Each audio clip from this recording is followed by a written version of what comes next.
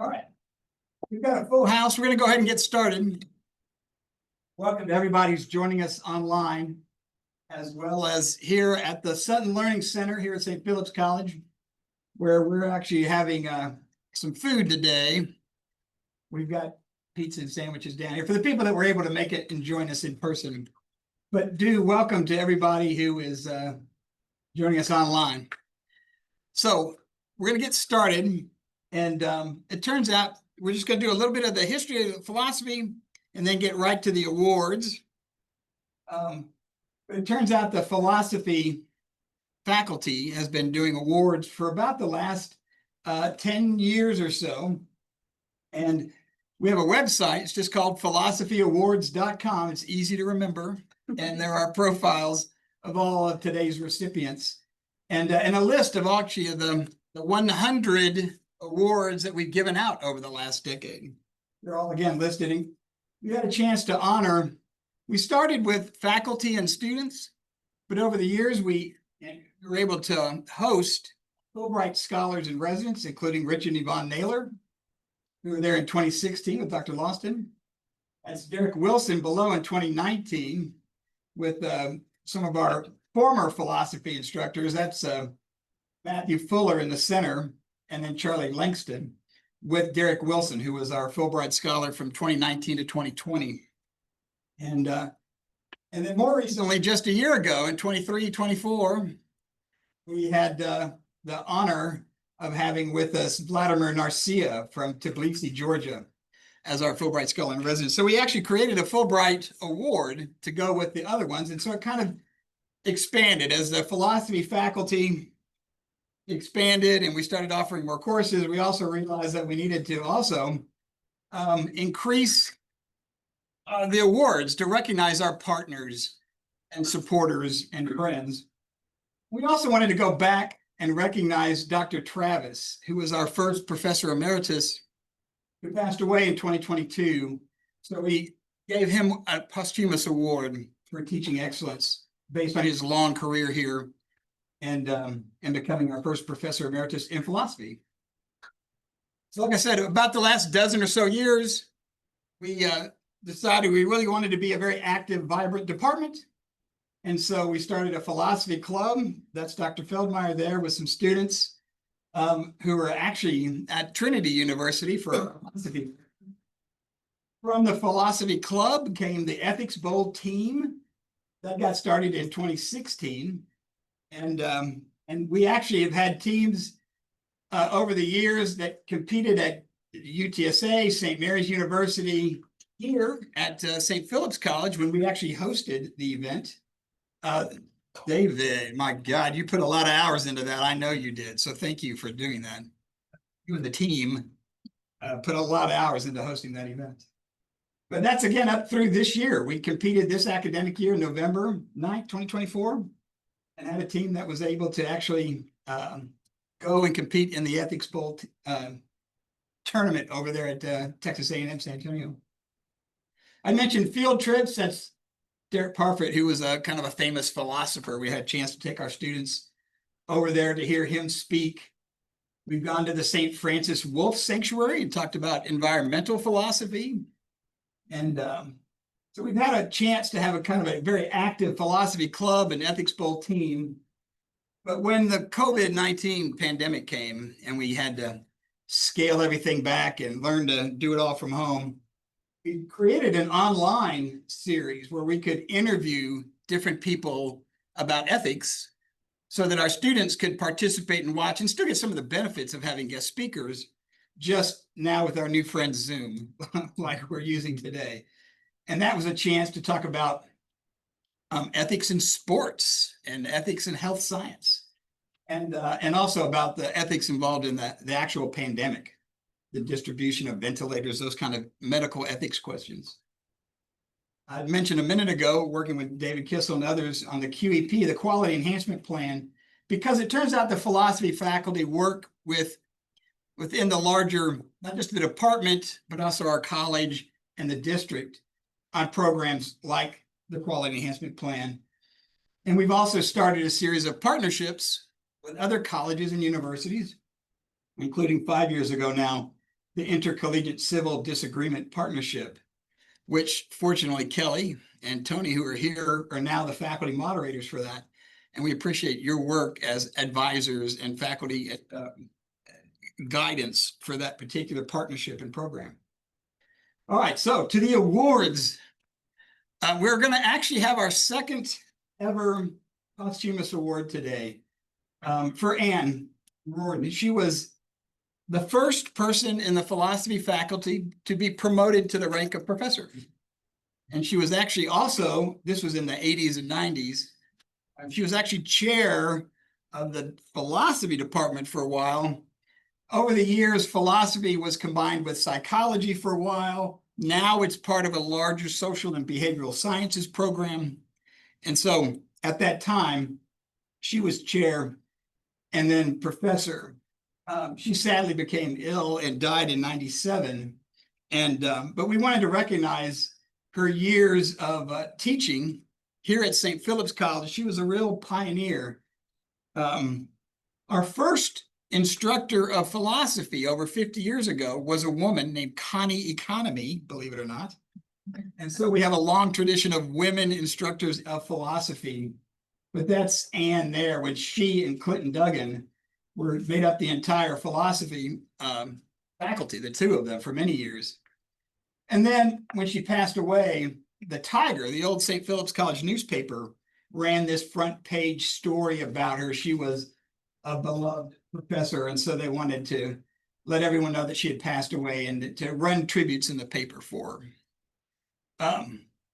So that being said, with our recognizing her and her distinguished teaching many decades ago now, we do want to switch to the Outstanding Student Award. And for that, I'm going to turn it over to Dr. Hardy. Hi. Yes. So when Professor Hill asked for suggestions for the Outstanding Student Award, oddly enough, Katya's name just came immediately to my mind. I say this odd because it's never really occurred to me for like a student's name just to come to my mind. And the reason isn't just because she does well in the class and makes A's and stuff and keeps taking classes with me, but I'm trying to take another one. No. I'm gonna be able to. You should be able to if we get it out of the catalog. It's out of the catalog. We get out of the class schedule, but it has to do with the profound impact. So much around here is about pushing people through, and they don't care about what it means to learn unless it's related to job stuff or they just want a grade or anything else. But I've seen her become very inquisitive. So she tells me she takes all these stuff and like just goes out and spreads it out the world in chaos, asks people questions and things, and that she's become much more motivated about education, what education is about, which is developing yourself as a person, becoming an autonomous individual who can control and make decisions, not who knows how to fill in a bubble on the Scantron. And it gives me hope that I'm doing the right thing at this institution. And I forgot to look this up, went to my office, look at it, but there's basically a quote from John Stuart Mill in his lecture at St. Andrews when he's giving the commencement speech there, saying, the purpose of college and university isn't essentially for the trade skills. It's not there to learn to be these things. It's to become a well-rounded individual.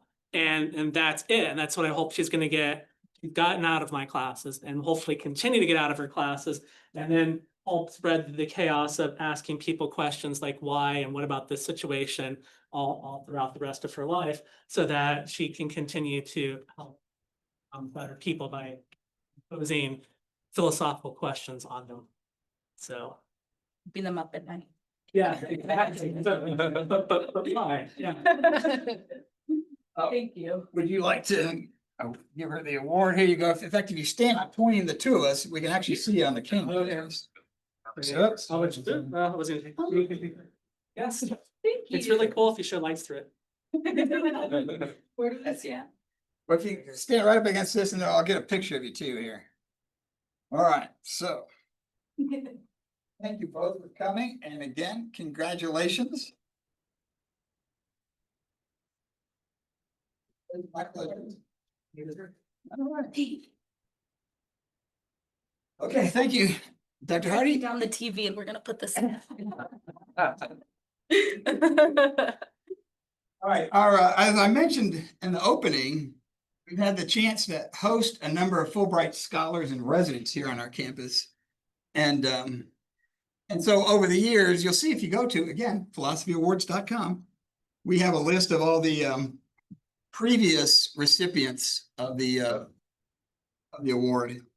And that includes our, not just the former Fulbright scholars and residents, but also our partners that have helped support them over the years here on campus and throughout the district. And I'm glad to see that we've just been joined by our most recent recipient of a Fulbright Scholar, Mary. And this year we wanted to recognize Ronnie Miller, who has joined the faculty in sociology and but comes with incredible experience, both first as a, there you are, Ronnie. First as a Peace Corps volunteer, but then also as a Fulbright scholar to Mongolia. And put a little bit information again about you and your experiences up on the website.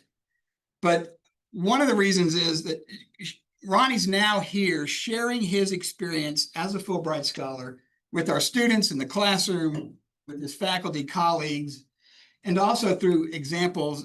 This past academic year, in the fall of 2024 at the San Antonio International Education Forum, which we were able to attend, and he was able to present. They were talking about his experience with faculty from across the district, with a number of professional staff folks who work in the Office of International Programs, both here in the district, but also with colleges and universities throughout the region. So he also did the same thing again this spring in February at St. Mary's University, talking about his experience as a Fulbright scholar, what's involved, how that can enrich somebody's experience in the classroom, and encouraging other people to apply. There's Ronnie in full gear, and you got a lot of, and I mentioned Mary has just joined us. She's one of the people that Ronnie's been trying to help and encourage an atmosphere where we can support people applying for these types of great international experiences. There's our friend Ronnie at the conference I was just mentioning. That's at Northeast Lakeview College, talking about his experience as a Fulbright scholar. So Ronnie, congratulations. Let me hand this. Here we go. All right. Hey, congratulations. Oh, yes, thanks very much. There you go. Want to say a few words to your audience here? Oh, yes. Yeah, thank you for coming. And yeah, no, it's funny because I remember getting like awards like this when I was in Peace Corps. They had me as the foreign teacher come up and give all the awards out to the students. And there's always a certain way you have to give a reward to students. I remember I didn't know how to do it the first time I went up there. I was like, here you go. And then they like scolded me. What are you doing? That's not how you do it. That's very disrespectful. So it always reminds me of that. But anyway, thank you for coming here. And yeah, I'm going to be trying to help, obviously do a lot of things when it comes to international programs like study abroad. I've internationalized my curriculum. I'm doing that right now. I'm also going to be trying to do a COIL with students abroad in my courses. And especially when since I teach sociology, I can do that in social problems. So we can just study like pretty much every social problem there is in society. And it's, always get into great debates and conversations. And so it's always a lot of fun in sociology courses. Let me get you an Andy. Oh, yeah. Can you get a photo? Yeah. All you gotta do is push the button. All right, so here you go. Yeah, like you So said. is this the right way or is it Yeah, the other way? I don't know. All right, this way now. Smiling back here like I'm in the picture. Congratulations. Okay, good. Thanks, sir. Yes. All right. And we now have the International Education Award. This had started with the Fulbright faculty, but also we've had a chance to learn and get lots of great professional development from the District International Education Office. They provide global workshops, And at the center of all of that training and expertise, and again, kind of just encouragement by creating an environment which is supportive of all this, is LaTanya Kearney, who's, I'm happy to say, joining us today. I love this photo of you that I got from the NASFA website. And but she's able to join us today, and so we can thank her for, again, the type of education she does for us. On the left, it's a picture of her at one of the global workshops. And on the right is again at St. Mary's University for the San Antonio International Education Forum. She was able to talk to people about NASFA, about how they could get involved and how that could also help contribute to their professional development.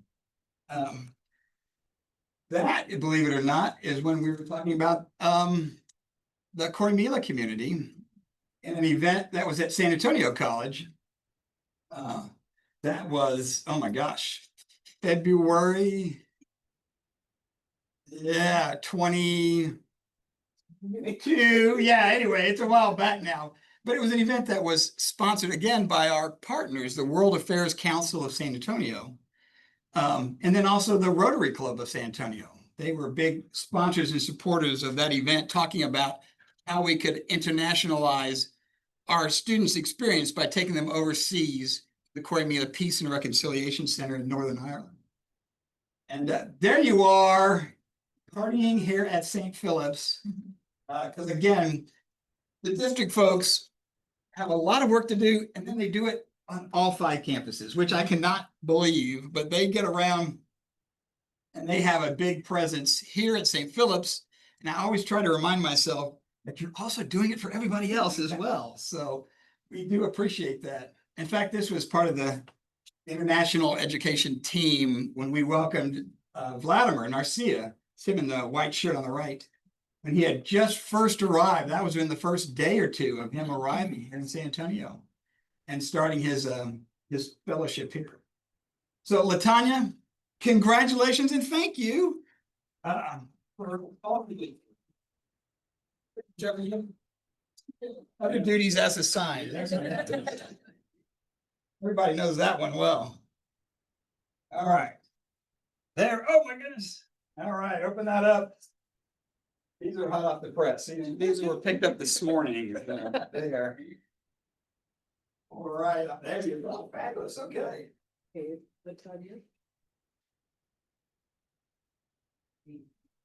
Oh, and over here for Tony. Everything's spelled correct this time. Yes, this time.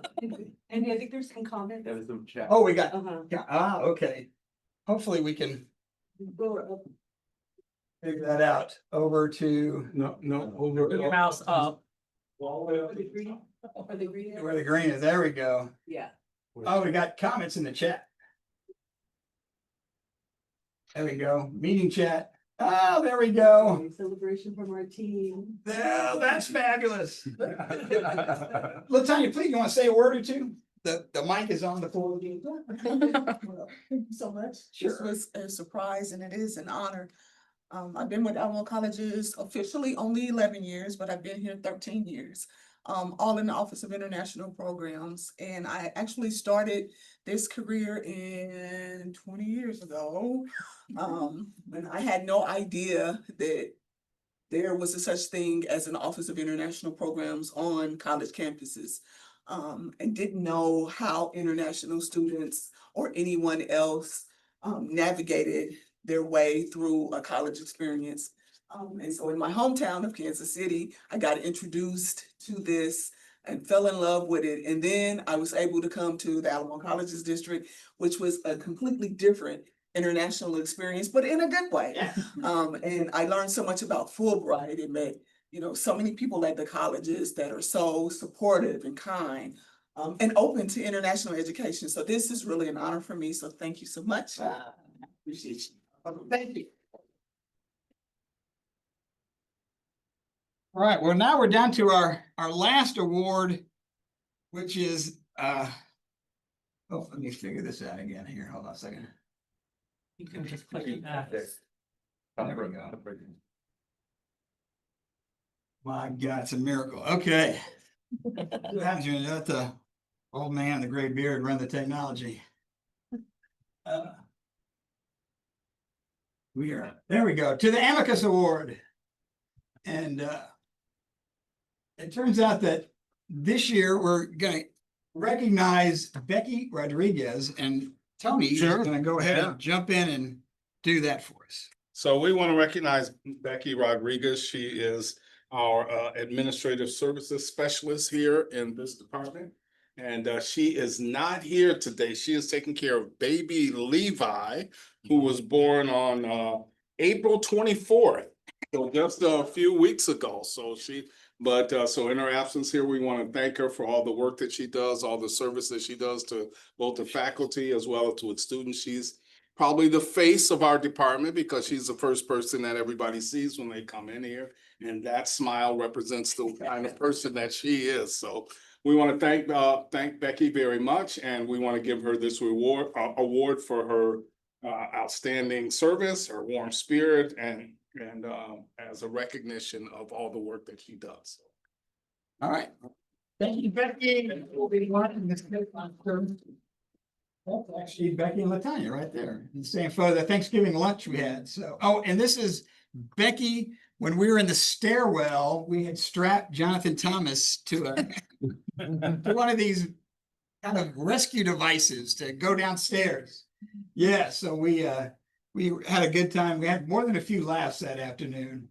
But we did want to thank Becky for her work, again, directly helping students, directly helping the philosophy faculty with just a wide range of things. So we really do appreciate her work. So that is it, everyone. I just want to say thank you for coming and for helping us recognize and reward the hard work of our award recipients today. Please hang around, eat some pizza, have some sandwiches. And for everybody online, thank you for joining us online. Good to see y'all. And we're going to wrap it up, but thank y'all again. All right, that's it, folks. Stop on. There we are. Hey, gang. All right. And for